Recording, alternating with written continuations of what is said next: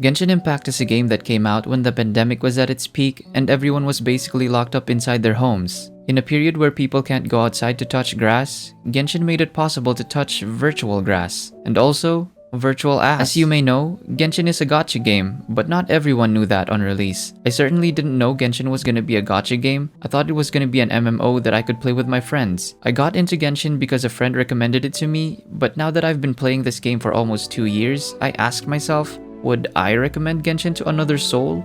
Would you recommend Genshin to a friend?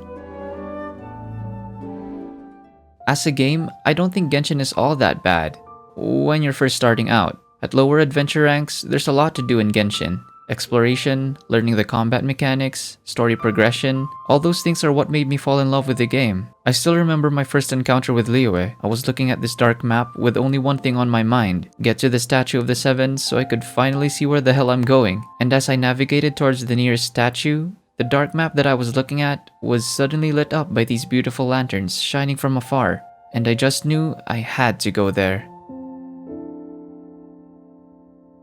This was different from my perception of what a gacha game is. The only gacha game I've ever played before Genshin was Summoner's War, and that game, let's just say, is basically an autopilot RNG simulator. But Genshin was different. It had gameplay that isn't automated, and you can actually use the characters you get, or should I say, try to get. The pity system in Genshin was also new to me. Summoner's War didn't have any sort of pity system for a character. Heck, I don't even think they had any specific banners for new characters. So your chances of getting a specific new 5-star literally decreases with each new release. At least in Genshin, we're guaranteed a 5-star at a certain number of pulls. So I guess that makes it a little less depressing. So yes, I do think Genshin is a good game, but at the end of the day, it still is a gacha game. And with gacha, you're gonna have to set your expectations low if you don't want to go crazy over 3D pixels. But all of this is in the early game. What is it actually like in the end game? Currently, the only repeatable endgame content is the Spiral Abyss, and even then, it still hasn't really changed from version 1.0. Sure, you can argue that the enemies change, and therefore the mechanics change, but I don't think 10 seconds of iframes counts as mechanics, especially in a challenge where time is the enemy. The rewards aren't even all that big too. Sure, they accumulate over time, but I'm just saying, the amount of effort to try and get 50 Primo Gems, it's just not worth it, which is exactly why I think a lot of people just don't bother with 36-starring the Abyss. And that's one change miHoYo could easily implement. Just increase the rewards for floors 11 and 12. I'm sure more people would care about the only endgame content if the investment they put into their characters is rewarded appropriately. Aside from a lack of repeatable endgame content, artifact RNG is still as bad as ever, and even when miHoYo tries to make artifacts feel less of a clown fiesta, they still add RNG to the mix. But you know, if there's one thing artifacts do well, it's that they level the playing field for everyone. Whales, dolphins, free-to-plays, it doesn't matter how much you spend on the game, you're still gonna get shafted by defense and HP rolls. Alright, to answer the original question, my answer would be